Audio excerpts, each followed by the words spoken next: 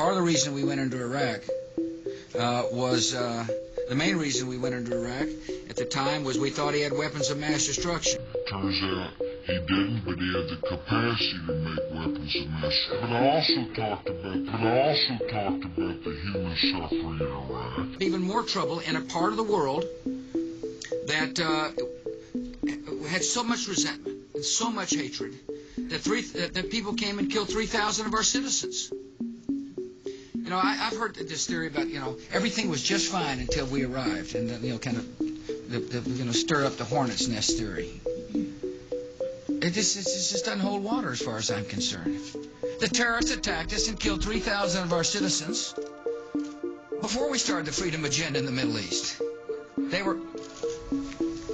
What did Iraq have to do with what? The attack on the World Trade Center. Nothing. Iraq have to do with what? The attack on the World Trade Center. Nothing. Except for it's part of, and nobody's ever suggested in this administration that Saddam Hussein ordered the attack. Iraq was the lesson of September 11th. That's all, folks.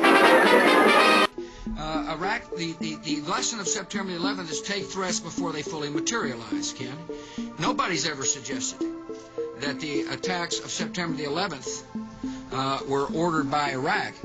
I have suggested, however, that resentment and the lack of hope create the breeding grounds for terrorists who are willing to use suiciders to kill to achieve an objective. I have made that case. Right. And one way to defeat that, defeat resentment,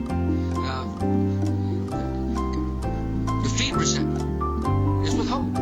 And the best way to do hope is through a form of government. Now, Mr. Madison, what you just said is one of the most insanely idiotic things I have ever heard.